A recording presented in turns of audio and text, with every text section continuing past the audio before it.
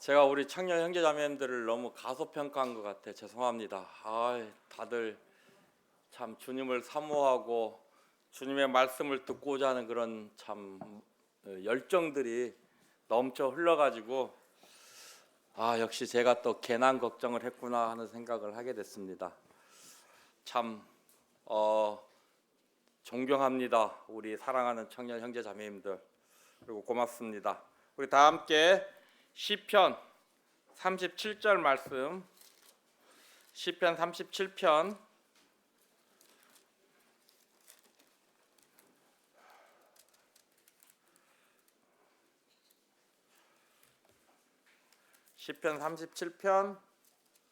5절 말씀입니다. 내 길을 여호와께 맡기라. 그를 의지하면 그가 이루시고 내 의를 빛같이 나타내시며 내 공의를 정오의 빛같이 하시리로다. 성경이, 하나님의 말씀인 성경이 말합니다. 내 길을 여호와께 맡기고 그를 의지하면 그가 이루어 주신다고 이렇게 말씀을 하고 계십니다. 그래서 이 그리스도인들이요, 하나님을 신뢰하고 하나님을 의지한다는 게 얼마나 중요한 것인지 우리가 다시 한번 하나님의 말씀을 통해서 알게 됩니다. 제 이제 큰 딸이요, 은혜입니다. 여기에 있는 채은혜가 아니고, 여기 채은혜 자매님 있죠? 그 채은혜 자매님이 아니고 지금 서울에 있습니다. 은혜고 아들 이름이 이삭인데 그 이유가 있습니다. 자매가 38에 결혼하고 39에 은혜를 낳습니다. 은혜를 임신을 해서 병원을 갔는데 의사가 막 겁을 주는 거예요. 무슨 겁을 주냐? 노산이니까 장애 아이가 태어날 위험이 자연분만을 하게 되면 90% 이상이다. 그래서 수술을 해야 된다. 이렇게 막 겁을 주는 거예요. 그러다가 이제 신촌이 아니고 저기 앉아 이제는 영동 세브란스 병원. 거기 누가 소개를 해줘가지고 자매가 갔는데 자매가 막 울면서 전화를 하는 거예요. 남편의 동의서를 받아오지 않으면 병원에서 받아주지 않겠다는 거예요. 근데 저희 마음가운데 저는 좀 애들을 많이 놓고 싶었어. 그래서 제왕절개 수술을 하고 싶지 않았다고요. 자연분만을 놓고 싶었는데 자연분만으로 병원에 막 의사들이 겁을 주니까 자매가 이제 울면서 전화를 한 거예요. 그때 또 어떻게 해요? 주여 어찌하오리까? 왜요? 내 스스로 그 문제를 해결할 수 없잖아. 내가 뭐 전문 지식이 있는 것도 아니고 그렇잖아요. 그렇다고 의사들 말을 100% 신뢰하자니 이것도 그렇고. 그래서 어떻게 해요? 주님한테 물었죠. 주님 어찌하오리까? 그때 주님께서 말씀하셨어요. 어떤 시편 112편 말씀입니다. 시편 112편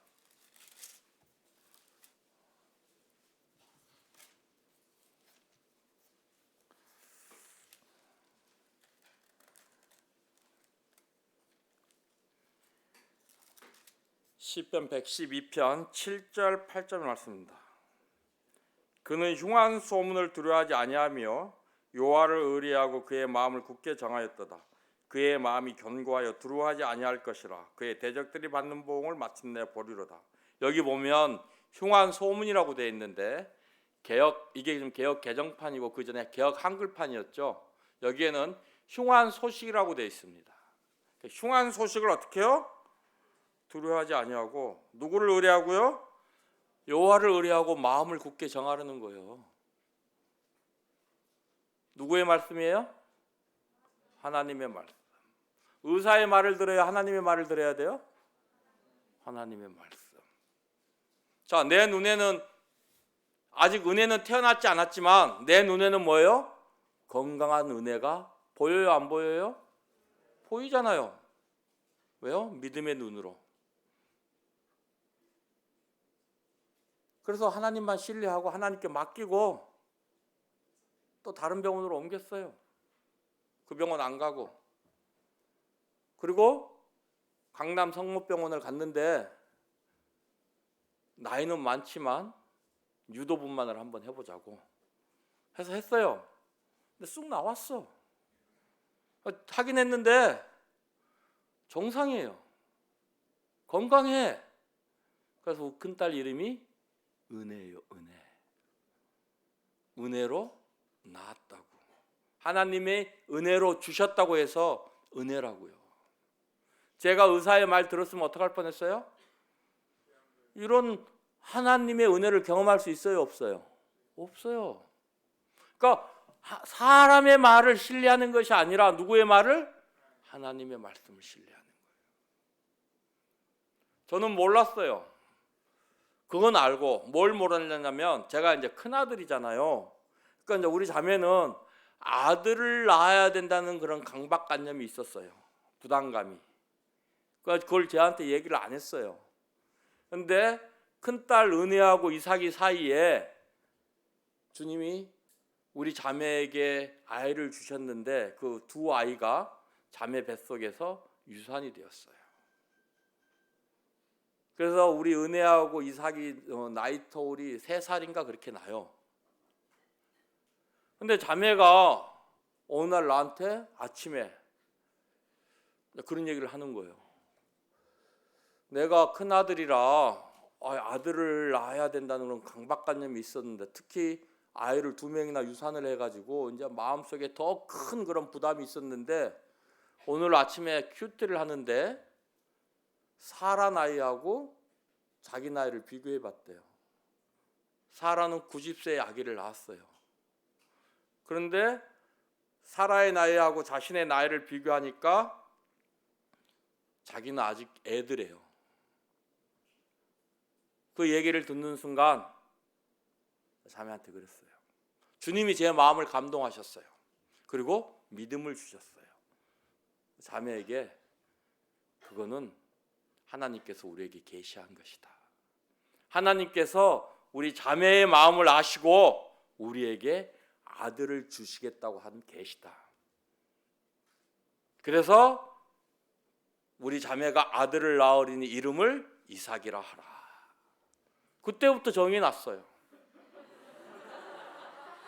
이삭이 태어났나요? 아니, 태어났어요. 제 마음속에는. 왜요? 하나님의 말씀이 그러하니까. 그죠? 전혀 의심하지 않았어요. 왜? 하나님은 거짓말 하셔요? 안 하셔요? 안 하셔요. 하나님은 무슨 말씀이든지 한번 하시면 그 말씀을 이루시는 분이에요. 얼마 안 있다가 정말 자매의 몸에 변화가 생겼어요. 그래서 검사를 해보니까 임신이래요. 아들을 낳으리니 이삭이라 하라. 교회 가서 자매들이 물어봐요. 축하해. 그럼 뭐라 그래요? 아들이고 이름은 이삭이에요. 교회 광고했어요. 왜요? 하나님 거짓말 해요, 안 해요? 안 하잖아요. 하나님 말씀대로 되어가고 있잖아요. 그죠? 의심할 필요 있어요, 없어요? 없어요. 근데 조금 불안하더라고요. 왜요? 육신을 가지고 있기 때문에. 그런데 걱정은 돼요? 안 돼요. 염려가 돼요? 안 돼요. 조금 불안해가지고 아들 낳자마자 가서 거기부터 확인했어. 아들인가 딸인가. 아들이더라고요. 하나님 살아계셔요. 그래서 우리 아들 이름이 이삭이에요. 저는요, 구원받고 나서 성경 말씀을 읽는데 창세기 12장에서 보고 아브라함이 너무 멋있는 거예요. 어디로 갈지도 몰라. 하나님이 야, 너 거기서 나와 그러니까 보따리 싸서 나오는 거예요. 얼마나 멋있어요. 그죠? 그래서 그때 제가 정했어요. 나는 아브라함과 같은 삶을 살고 싶다. 그래서요, 아들을, 그러니까 그게 참 이거요 우연이에요. 아들 이름은 제가 뭐 아브라함이 되고 싶어서 이삭이라고 지은 게 아니잖아요. 그죠? 이삭이라고 그렇게 지었잖아요. 그죠? 근데 남아온 거 갖고 이제 영어 이름이 필요해. 그래서 제가 아브라함이라고 짓고, 제가 아브라함이고 우리 자매 이름은 사라가 됐어요. 그럼 진짜 아브라함과 사라과 이삭이 돼버린 거예요. 참 신기하더라고요. 또 아브라함과 같은 삶을 살고 싶었거든요.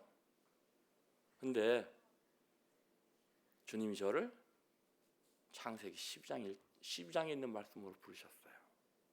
내 본토 친척 아비 집을 떠나라. 그 말씀을 받고 그 뒷날 시편 말씀을 묵상하는데요. 시편 18편 말씀입니다.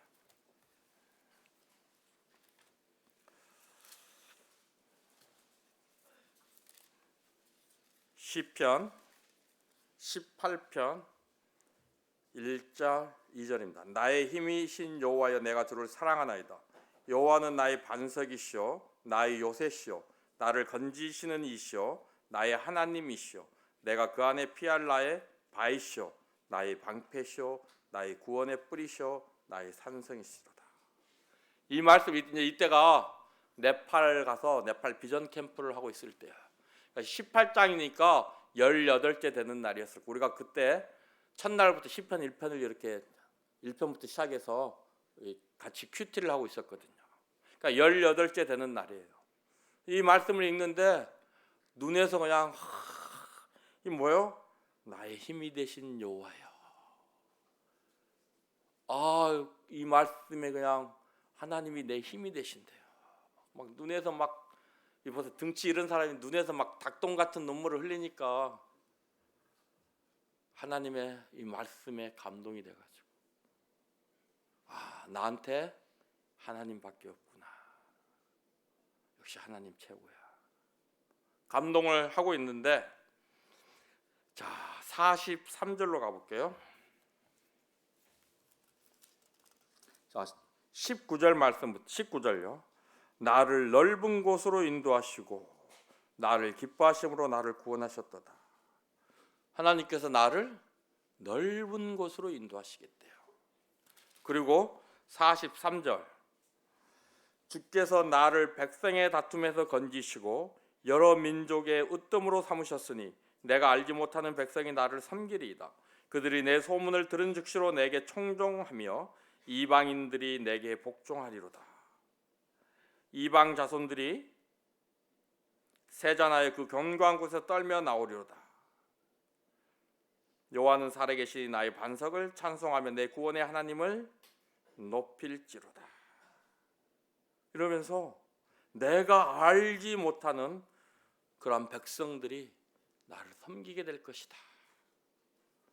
이렇게 말씀하시는 거예요. 이건 이제 주님의 확실한 부르심이다 하고 네팔에 돌아와서 자매에게 제일 먼저 얘기를 했어요. 자매에게 얘기를 했는데 그때 이제 제가 어떻게 하면 아까 그 집을 팔았다 그랬잖아요. 집을 팔고 새로운 집을 사서 이사만 해놓고 네팔을 갔단 말이에요. 이사만 해놓고 짐도 그냥 그 거실에 그냥 싸놓고 그냥 자매 혼자서 다 정리를 한 거예요. 갔다 오니 깨끗하게 정리가 됐어. 오자마자 선교를 가야 되겠다. 우리 자매는 이제 집 사가지고 그러니까 자매가 어떻게 해요? 안 되겠다는 거예요. 그럼 이제 제가 싸워야 돼요? 아니요. 뭐라고 해야 돼요? 주님이 부르셨으니 주님이 해결해 주세요. 그잖아요. 주님이 우리 자매의 마음을 감동시키지 않으시면 우리 자매를 부르시지 않으시면 저는 갈 수 없습니다. 하고 그대로 자매한테 아무 얘기도 안 했어요. 기도만 해 그럼. 기다릴게. 그리고 주님한테 맡겼어요.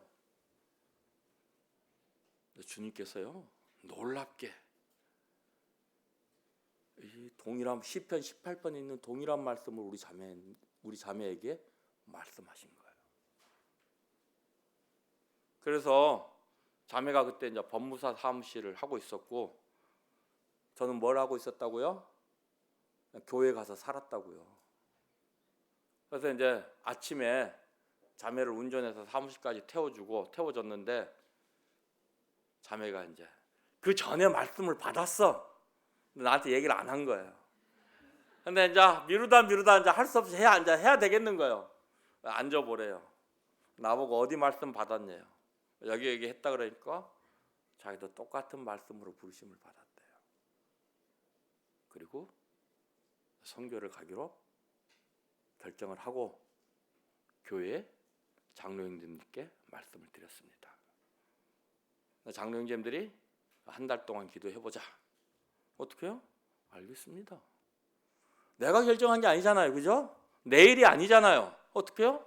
주님의 뜻이면 주님이 교회에도 동일한 마음을 주실 것이다. 또 한 달 동안 기다렸어요. 이 교회에서도 주님의 뜻으로 분별을 하고 가기로 했는데, 그리고 이제 인터넷을 뒤져보니까 이제 남아공으로 가기로 결정을 하고요. 인터넷을 뒤져보니까 세계에서 가장 위험한 도시 1위 요하네스버그. 내가 왜 여기를 선택했던 거. 치안 문제가 인터넷에 하니까 누구죠 그거? 김태희 씨하고 샘물 누구? 이분들도 남아공에서 레스토랑에서 밥 먹다가 강도를 당했대. 김태희 씨 알죠? 레스토랑에서 밥 먹다가 레스토랑 안에서 강도를 당했대요. 내가 왜 여기를 선택했던 거. 주님아 어찌하오리까 하고 기도를 하는데, 시편 147편입니다.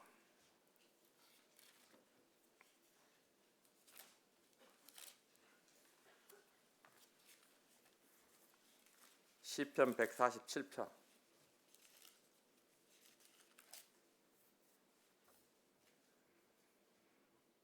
12절부터 제가 읽겠습니다. 예루살렘아 여호와를 찬송할지어다. 시온아 내 하나님을 찬양할지어다. 그가 내 문빗장을 견고히 하시고 내 가운데 있는 너의 자녀들에게 복을 주셨으며 내 경내를 평안하게 하시고 아름다운 밀로 너를 배불리시며. 저는 이제 치안 문제 때문에 걱정을 했는데 주님은요 치안 문제뿐만이 아니고 우리들 먹고 사는 문제하고 우리 자녀들 문제까지 답을 주시잖아요. 그죠?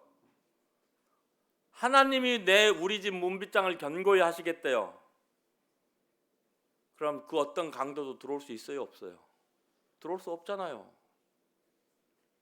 그래서 지금 남아공에서 한국의 선교사님들이요 저보고 뭐라고 얘기를 하냐면, 최 선교사님은 하나님의 특별한 섭리 가운데 있기 때문에 남아공을 지켜야 된대요. 왜냐하면 12년 동안, 제가 이제 금년 8월 되면 만 12년 되거든요. 그 기간 동안 남아공을 있으면서 아무런 불상사가 안 생긴 사람은 저밖에 없다는 거예요. 다 강도를 당하고, 어떤 분은요 한국 한 2달 방문하고 돌아갔더니요 거실 바닥에 먼지 바닥만 있더래요. 그래서 옆집 그 사는 사람한테 물어봤더니 그 옆집 사람은요 그 선교사님이 이사 가는 줄 알았대요. 강도들이 그냥 이삿짐차를 대놓고 다 그냥 싣고 가버린 거야. 그러니까 숟가락 젓가락도 안 남겨놓고 먼지만 남겨놓고 다 쓸어가 버린 거야. 카페트까지 다. 그러니까 옆 사람들은 이사 가는 줄 알죠. 근데 저는요 이사를 그곳에 도착을 했는데 집에 ADT 아시죠? 우리나라 캡스 같은 거 이게 설치가 돼 있는 거예요. 그래서 저보고 하는 말이, 이거 설치가 되어 있으니까 한 달에 한 1, 2만 원밖에 안 한다. 그래서 1, 2만 원 주고 신청을 하면 하는 게 좋을 것 같다. 예? 왜냐하면 워낙 강도가 많기 때문에. 그래서 그 양반 말을 듣고 신청을 했어요. 그리고 그날 이제 뭘 샀어요? TV를 샀어. TV를 사가지고 설치를 해놓고 TV 그 상자 박스 포장 박스를 집 앞에 갖다 놔놨는데 그걸 집 앞에다 또 내놓으면 안 된대. 새 TV 있는 줄 알고 도둑이 들어온다는 거예요. 그래서 그걸 들고 멀리 이제 갖다 버렸어. 그리고 밖에 나갔다 집에 들어왔는데 그 박스가 다시 우리 집 앞에 와 있는 거예요. 신기하죠? 이거 뭔가 이상하다. 그죠? 이건 표다. 그런 생각이 든 거예요. 그러고서 다른 데로 치워놓고 잠을 자는데 그날 새벽 1시에 설치한 알람이 뺑 하고 울리는 거예요. 딱 일어나서 나가보니까 그 옆집 아저씨가 와가지고 누가 우리 집에 들어오는 걸 봤다는 거예요. 그런데 알람이 울리니까 어떻게 해요? 도망갔어요. 여기는 그 알람이 울리잖아요. 그럼 경비 회사에서 이만한 기관총 이런 거 들고 와요.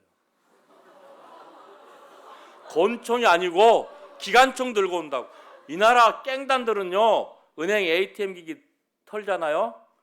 트럭 같은 걸로 벽을 밀고 ATM 기를 통째로 들고 가버려. 집에 그 코너 이런 데 강도가 들어오잖아요. 벽을 밀어버려요, 차로. 그리고 딱 차 세워놓고 싣고 가버려요. 그런데 그 도둑이 들어왔. 그래서 이 대부분 이런 것들을 설치하면요, 뭘 갖고 오느냐? 기관총을 갖고 온다고, 기관총을.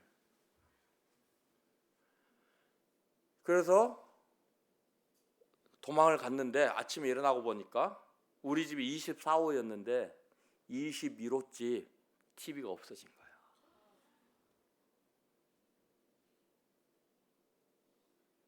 그리고요, 한 번은 토요일 날 자매하고 은행을 이제 갔어. ATM, 한국에서 이제 돈이 들어와 가지고 그때 이제 신한은행, 신한카드, 이게 이제 이걸로 현금 카드죠. 그 ATM 기계에서 빼면 그 나라 돈으로 뺄 수 있어요. 그래서 이제 그렇게 사용을 하고 한국 핸드폰도 들고 있었어. 왜냐하면 그 모든 게 이제 핸드폰 인증이잖아요, 그죠? 인증, 본인 인증이 안 되면 무슨 일을 할 수 있다 없다? 없어. 하다못해 그래서 이제 그 한국 핸드폰도 죽이지를 않고 살려서 가져갔다고요. 토요일 날이었어요. 이제 은행 주차장에 차를 딱 대는데 옆에 폭스바겐 하얀 폴로가 이렇게 세워져 있었어. 그 나라에서는 소형차입니다. 우리나라에서나 외제차지 그 나라에서는 다 외제차. 현대차도 외제차고 기아차도 외제차입니다. 아시겠어요? 그러니까 우리나라 이제 요즘 티코 있는지 모르겠다. 폴로 같은 건 그날 우리나라 같으면 옛날 아토스에 이런 종류의 차예요. 비싼 차 아닙니다. 오해하지 마세요. 대져 있는 거예요. 우리가 차를 세우는데 그래서 건장한 청년 둘이 내려요. 근데 은행 ATM 기기가 딱 2대 있었거든요. 2대. 그래서 우리가 내려서 거기를 가고 있는데 두 사람이 나와서 자리를 차지하고 있어요. 하나는 벽 쪽에 있고 안쪽에, 하나는 들어가는 입구에 있는데 우리가 들어가서 딱 줄을 서니까 입구에 있는 사람이 자기 다 써졌다고 비켜줘요. 그래서 카드를 넣고 화면을 보는데 지금까지 내가 봐왔던 첫 번째 화면이 아닌 거야. 무슨 말 이해되시죠? 남아공에 도착한 지 얼마 안 됐는데, 그러니까 내가 이 카드를 넣는 순간 이 양반은 뒤에서 그 화면을 터치를 한 거예요. 내가 이제 처음 봤던 첫 화면이 아니니까 막 또 이게 뭐 한글 같으면 되는데 영어잖아요, 그죠? 근데 막 영어 공부, 제가 남아공 갈 때요 영어를 모르고 갔습니다. 내가 네팔 비전 캠프를 갔는데 오리엔테이션 시간에 자기 소개를 하래요. 근데 영어로 해야 된대요. 이 전설적인 얘기를 또 해야 되는 거. 영어로 해야 된다 그래가지고, 예? 우리 같이 갔던 이제 청년 형제한테 좀 영어로 써줘 그랬더니 영어로 알파벳으로 Hello, my name is 아브람 초이 하고 써줬단 말이에요. 제가 뭐라 그럴게요? 이거 말고 한글로. 한글로 Hello, my name is 아브라함 초이 하고 써줬단 말이에요. 그거 보고 그대로 읽었어. 제 영어 수준이 그 정도였다고. 내가 화면에 그렇게 바뀌어 있으니까 당황하잖아요. 그죠? 그래서 뭘 해야 되는지, 뭘 눌러야 되는지 모르고 있는데 그 사람이 뒤에서 도와주겠다는 거예요. 그러면서 하는 말이 지금 이 기계가 내 카드를 삼켰다는 거예요. 그래서 네가 비밀번호를 누르면 기계가 카드를 다시 내뱉기 때문에 내가 카드를 찾을 수 있다라는 거예요. 우리 또 참 순진하잖아요. 남들 잘 믿잖아. 그래서 그 사람이 있는데 비밀번호 누르라고 눌렀어요. 한 번 더 누르래. 눌렀어. 5번인가 6번을 눌렀어요. 근데 카드가 안 나와. 근데 그 사람하고 얘기를 하고 있는데 갑자기 한국 핸드폰 신한은행에서 문자 메시지가 왔어요. 비밀번호 오해오류로 어떻게요? 카드가 취소되었습니다. 그러니까 이게 어떻게 된 거냐면요. 하는 순간에 터치를 해갖고 화면 보는 순간 카드가 나왔을 거 아니에요? 그걸 잽싸게 뺀 거예요. 그리고 이 안에 있는 사람이 이제 다 보고 나갈 때 건네준 거예요. 그리고 이 사람은 옆에 있는 은행에 가서 기다린 거야. 그리고 이 사람이 나보고 비밀번호 누르라고 했을 때 그거 보고 문자 메시지로 쏴준 거예요. 그래서 그 사람은 이제 그때 그걸 돈을 찾으려고 비밀번호를 눌렀는데 그 사람 나하고 같이 봤거든요. 내가 이렇게 누르는 거.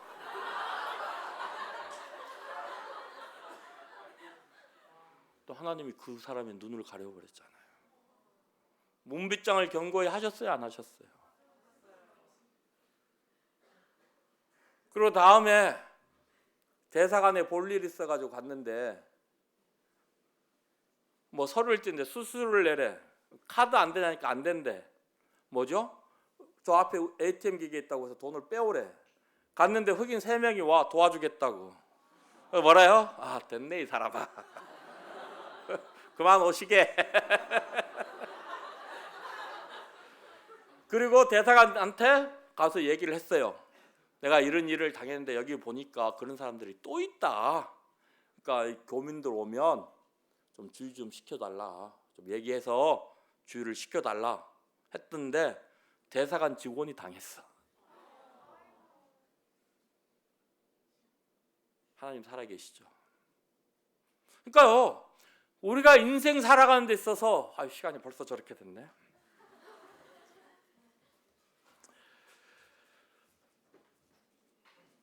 하나님 신뢰하는 거, 하나님 의지하는 거 말고는요 다른 방법이 없어. 저도 기가 막혀. 그 사람이 옆에서 이러고 봤어. 비밀번호 누르는 거. 그런데 확 비밀번호가 잘못 전달된 거예요. 저도 이해가 안 돼요. 하나님이 하시면 그렇게 되는 거예요. 우리가 상상할 수 없는 일, 우리가 이해할 수 없는 그런 일들이요 일어나는 겁니다.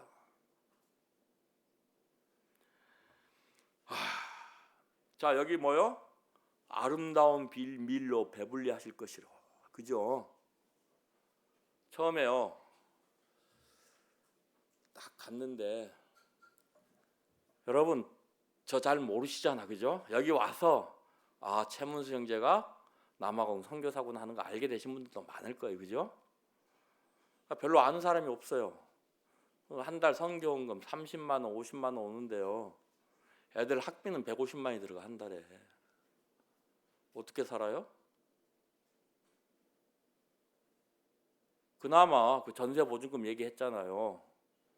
그거 들고 왔는데 처음에 목돈이 많이 들어가잖아요. 그죠? 뭐 차 사고. 그때 또 지금은요. 그러니까 지금 우리가 살아가는 게 일랜드에 우리나라 돈으로 80원 합니다. 근데 그때는 일랜드에 170원 했어요. 그러니까 똑같은 물건 1랜드짜리를 사도 지금은 한국 돈으로 반값에 사요. 근데 그때는 2배 값을 주고 샀어. 그러니까 지금은 그때 당시 우리가 내가 3천만 원 주고 차를 샀으면 지금은 6천만 원짜리 살 수 있는 거예요. 똑같은 3천만 원을 가지고. 이해가 되세요? 하늘도 그렇게 막 엄청나게 올랐을 때요. 그래서 가지고 간 돈도 다 쓰고, 내일이면 얼마 안 있으면 쌀도 떨어지고, 아까 얘기했죠? 차가 없으면 애들을 학교에 데려다 줄 수 있다 없다? 없다. 기름값도 떨어져요. 하나님 아름다운 밀로 배불리 하시겠다고 하지 않았냐고. 나 이 말씀 믿고 왔습니다. 책임져 주십시오. 여러분, 내가 할 수 없다는 게 얼마나 행복한 줄 아세요? 내가 한국에서 그런 상황이었다면 여기저기 전화해서 돈 좀 꿔줘, 온갖 수모 다 껴가며, 그죠? 근데 남아공에서요, 내가 할 수 있는 게 없으니까 너무 편해. 돈 없어, 돈 안 주시면 주님이 금식기도 하라나 보다. 금식기도 하면 돼요. 좀 많이 주시면 소고기 먹으라고 소고기 값 주셨다. 좀 덜 주시면 채소만 먹고 살라나 보다. 채소만 먹으면 돼요. 너무 편해. 뭐가 없어요? 욕심이 없잖아요. 근데 한국에서는요, 내가 할 수 있는 게 너무 많으니까 욕심이 생기잖아요. 그래서 하나님 신뢰해야 되는 거예요. 하나님 신뢰하면요, 욕심이 없어요. 하나님 인도하시는 대로 한 발자국 한 발자국 내딛는 삶을 살아보세요. 얼마나 편안한지. 걱정할 게 없어요. 염려할 게 없어요. 대신 조금 힘은 들어요. 그런데 아까 말씀드렸죠? 하나님 안 믿는 사람들에게도 힘든 상황은 있다고요. 마찬가지예요. 자, 기도하는데 하나님 내리면 쌀 떨어집니다. 쌀 좀 보내주세요. 이렇게 기도할까요? 눈물, 콧물 다 흘리며요. 그때 다윗의 마음을 이해했어요. 옷을 찢고 가슴을 찢으면서 기도한다는 게, 울부짖는다는 게 무엇인지 경험을 했습니다. 눈물, 콧물 쏟으며 기도를 하는데요, 미국에서 갑자기 몇백 달러가 들어오는 거예요. 조금 있으니까 하나님 안 믿는 사람이 고생한다고 300만 원 보내주시는 거예요. 하나님 안 믿는 사람이. 아름다운 밀로 배불리게 하셔요, 안 하셔요? 하시더라고요. 제가 여기 오기 한 몇 달 전에 또 이제 집세도 내야 되고 이것저것 낼 돈이 많은데 돈이 다 떨어졌어요. 하나님 앞에 기도하기를, 하나님, 한국 성도님들이 무슨 죄가 있습니까? 나가 있는 선교사들이 얼마나 됩니까? 좀 미국에서 돈 좀 오게 해주면 안 됩니까? 했더니 갑자기 미국에서 US 5,000달러가 오는 거예요. 신기하죠. 여기 오기 전에 이 남아공은요, 크리스마스만 되면 교회에서 교회 오는 사람들에게 선물을 줍니다. 선물을 줘야 돼요. 아무리 가난한 교회도요, 하다못해 시금치 몇 뿌리 나눠줘요. 돈이 없으면. 그런 문화라고요. 근데 우리 교회도 해야 되잖아요. 근데 수중에 집세 내고 전기세 낼 돈밖에 없는 거예요. 주여 어찌하오리까. 근데 주님이 말씀을 하셨어요. 고린도 사도 바울이 내 자신을, 내게 있는 것을 너희를 위하여 소비하고 내 자신까지 소비한다는 이런 말씀을 주님이 주시는 거예요. 그래서 어떻게 해요? 주님이 이 돈 가지고 먼저 쓰라고 하시는구나. 집세 주실 모양이다 하고 어떻게 해요? 그 사람들이 뭘 좋아하냐면요, 튀긴 음식을 굉장히 좋아해요. 식용유를 엄청 많이 써요. 그리고 이제 그 사람들 주식이 옥수수 가루를 이렇게 우리나라 밀가루처럼 만들어서 그걸로 이제 음식을 해 먹어요. 그래, 그거 하고 이 사람들도 단 거 엄청 좋아해요. 설탕 티스푼 한 스푼, 커피를 마실 때 커피 티스푼 하나에 설탕 밥숟가락 2스푼을 넣어. 그래서 설탕하고 사서 다 선물로 주고 왔어. 그러고 났더니 하나님께서 석 달치 집세를 주죠.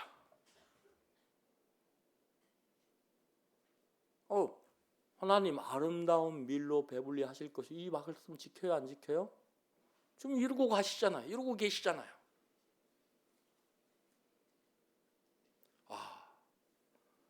코로나가 왔어요. 남아공 죽일 나라 돼버렸잖아요. 코로나 때문에. 그죠? 그래요 안 그래요? 근데 남아공에서 이제 봉쇄령이 떨어졌어.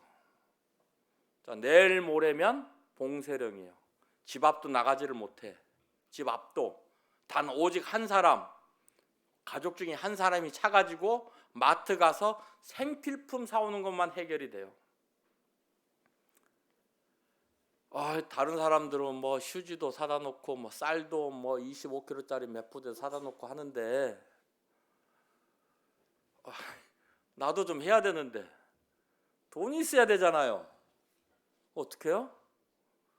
주님 아름다운 밀로 배불리게 하실 거라고 했으니까 뭐 알아서 하시겠지 하고 있는데 한국에서 전화가 옵니다. 최영재 거기 봉쇄됐다고 하는데 먹을 것 좀 사놔야 되지 않아? 사놨어? 하시더니 이거 물어본 내가 잘못이라고 전화를 끊어요.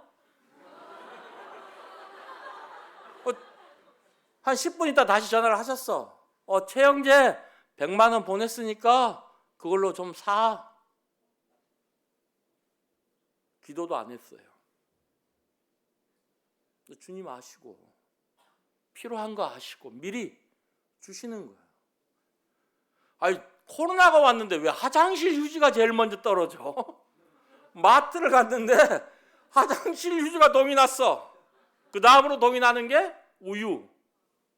신기하더라고요. 쌀도 좀 사다 놓고 우유도 좀 사다 놓고. 그러다 조금 있다 전화가 왔는데요. 좀 시간이 한 달 흘러서 또 그분 형제님이 전화하셨어. 최홍재는 좀 됐는데 그거 성도들은 어때? 안 그래도 그때 성도들이 막 봉쇄령이 내렸으니까 집회도 못 가지고 전화로 연락만 하고 있는데 그 나라는 철저히 무노동 무임금입니다. 일 안 하면 월급 안 줘요. 그러니까 코로나로 직장도 못 폐쇄령이 내려졌어요. 직장도 못 나가니까 들어오는 수입은 없고 어떻게 해요? 쫄쫄 굶고 있는 거예요. 성도들이 전화를 해요. 어떻게 해요?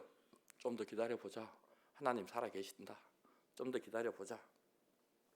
격려하고 끊습니다. 근데 그 형제님 전화하셔서 성도들은 어때? 굶고 있습니다.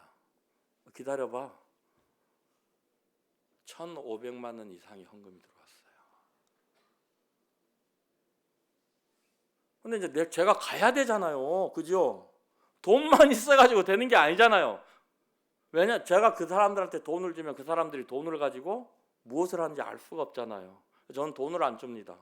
필요한 걸 사다 주지. 제가 갈 수가 없잖아요. 주여 어찌하오리까 하는데 어느 한국 선교사님이 전화가 왔어. 최 선교사님 어떻게 선교지는 좀 방문하고 있습니까? 그래. 무슨 말이에요? 좀 봉쇄령이자요 이러니까 저보고 그래. NPO 안 가지고 계셔요? NPO가 Non-Profit Organization, 그러니까 비영리 법인 단체라는 거예요. 비영리 법인 단체들은 구호 사역이나 이런 것들을 할 수 있는 그런 단체들이잖아요. 그러니까 여기서 이 사장이 그 사인을 하고 이 사람은 그 어떤 필수적인 그런 일들을 위해서 왕래를 할 수 있는 사람이다라고 서류를 만들어서 사인을 해주면 그 사람은 그 서류를 가지고 마음대로 왔다 갔다 할 수가 있는 거예요. 그걸 가르쳐 주시는 거예요, 저한테. 그래서 아이고 고맙습니다 하고 주님 고맙습니다 하고 차를 가지고 마트 가서 잔뜩 샀죠. 그죠? 차에 실어 갈 수 있을 만큼. 그래서 그거 하나 해가지고 제가 제 이름으로 사인하고 제 신분증 가지고 가니까 진짜 이 경찰들이 딱 검문소가 있어. 그걸 딱 보여줬더니 뒤에 보더니 좋은 일 하네? 가. 그래서 일주일에 한 번씩 그걸 동네 싣고 가서 나눠줬어요. 근데 이게요, 복음의 놀라운 진보를 가져옵니다. 저 사람은 이런 상황에서 우리를 도우려고 노력하는 사람, 진짜 크리스찬이다. 하나님이 그렇게 사용하셨어요. 그래서 그 이후로 구도자들이 몰려오기 시작했어요. 놀랍죠? 하나님은요, 우리가 기도하지 않아도요, 하나님 보실 때 우리가 필요하면요, 알아서 주셔요. 우리가 이런 하나님을 의지하지 않고 이런 하나님에게 내 인생을 맡기지 않는다면 누구를 의지하겠습니까? 누구를 신뢰하겠습니까? 사랑하는 청년 형제 자매님들, 여러분 정말 행복하기를 원하십니까? 시편 2편 12절 말씀입니다.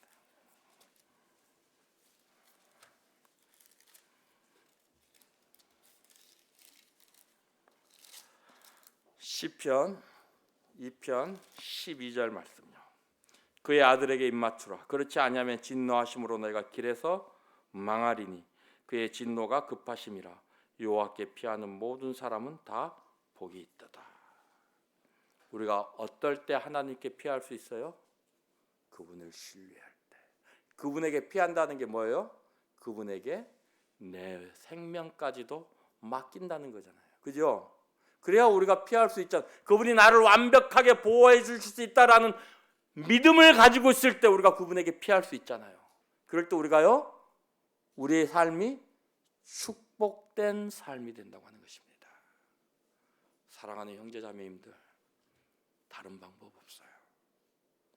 오직 유일한 방법, 하나님만 신뢰하고 그분에게 여러분의 삶을 맡기시기 바랍니다. 그분 전능하신 하나님께서 여러분들의 삶을 축복된 삶, 행복한 삶으로 만들어 주실 것입니다. 고맙습니다. 기도하겠습니다. 주님 고맙습니다. 또 이 시간, 2시간을 통해서 살아계신 하나님에 대해서 증거할 수 있도록 도우셔서 감사합니다. 이러한 말씀들을 통해서 우리 청년들이 감동을 받고 하나님의 크심을 더욱 위대하시고 크심을 깨달아서 이제 자기 신들의 모든 인생을 하나님께 맡기고 하나님만 신뢰하는 삶을 살아갈 수 있도록 은혜를 베풀어 주옵기를 간절히 바라고 원하옵나이다. 이후의 시간들도 주님께서 함께해 주시고 인도해 주옵기를 바라오며 존귀하신 우리 주 예수 그리스도의 이름으로 감사하며 기도드리옵나이다. 아멘.